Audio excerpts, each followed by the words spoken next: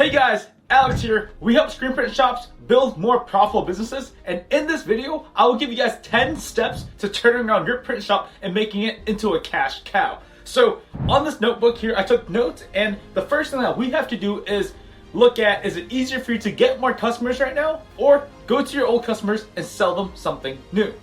And the easiest way to figure that out is 1, what are your resources available? 2, what is your time available? And 3, what are you currently doing?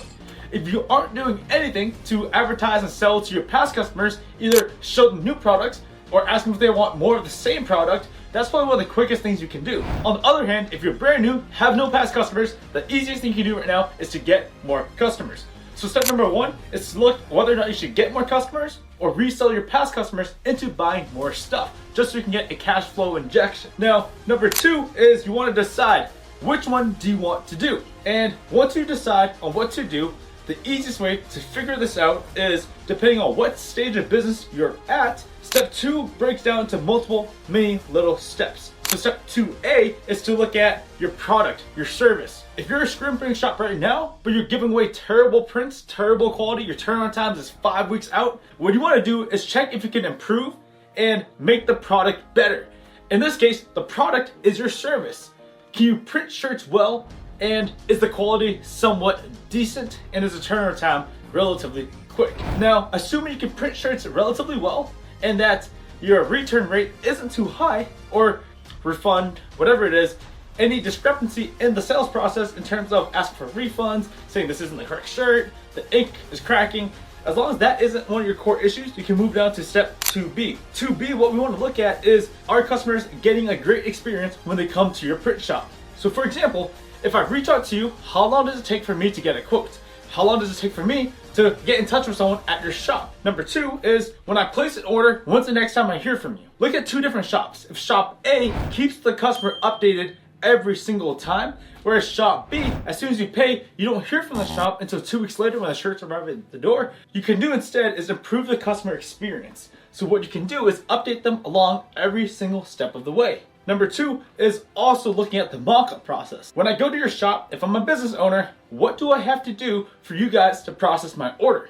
The easier you make this for your customers, the more customers you'll get.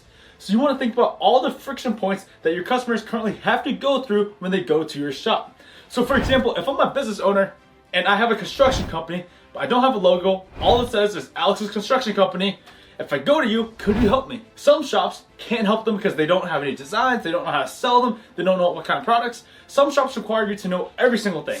They require you to have vector files, the product, color, etc. all in hand. Whereas the shops that can sell better will walk this person from A to Z.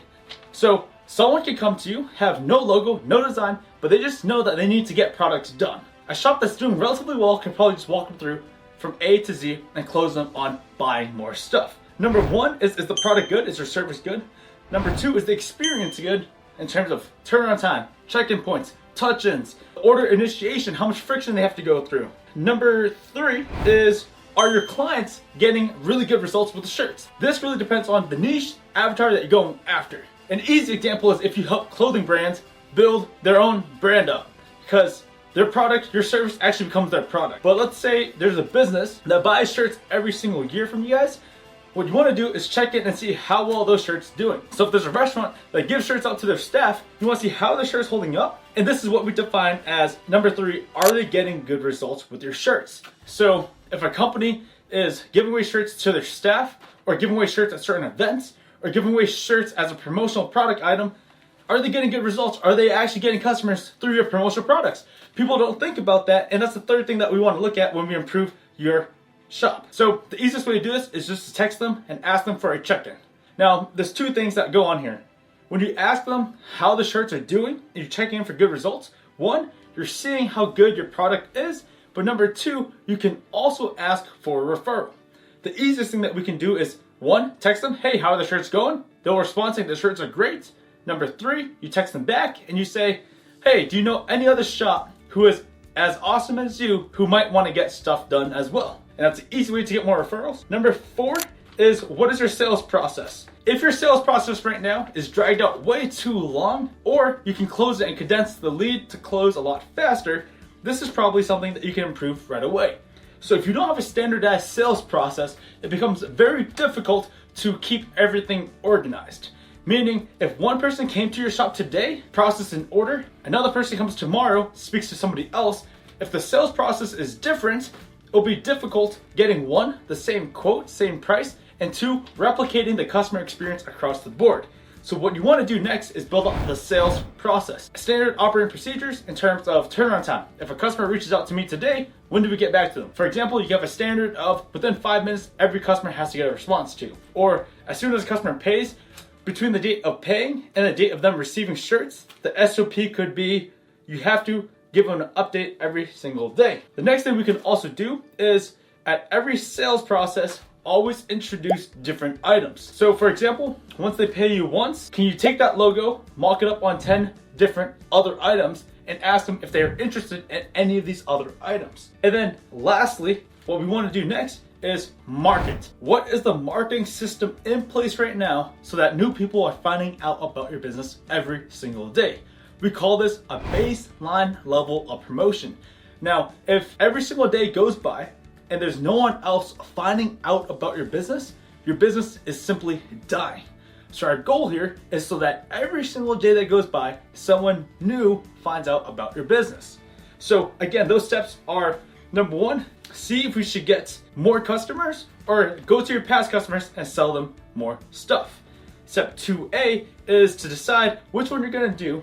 But if you're unsure, what we want to look at is 2A, which is 1, can we improve the product? Is your service, is your print quality, is the turnaround time, is all that stuff good? Number 2, is the experience of the customer a really good one where it's super easy to place orders and they get consistent updates every single time? Number 3, do you check in on the print quality? And when you do you check in on the purpose of why they bought their shirts? So most people don't buy shirts just because they love t-shirts. They buy it for a reason, especially business owners. So can you check in for the reason? What was the reason of buying these shirts? Was it to give away for free as a lead generation tool? Was it for branding? Whatever it is, can you check in and see if they had a good experience?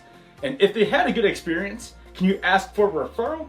And if they didn't get an experience, take that feedback and improve your product. The next step is, do you have a sales process in place to convert more leads? Without a sales process in place, people won't have a consistent experience with your shop, and you're probably missing gaps. Meaning, if someone's a great salesperson, but that guy goes on vacation, they talk to a front desk lady, and Susan talks to this customer and doesn't know how to sell, that person might have a lower experience. And in that sales process, if you aren't scripting in upsells, cross-sells, and resells, chances are you're missing out on a lot of cash.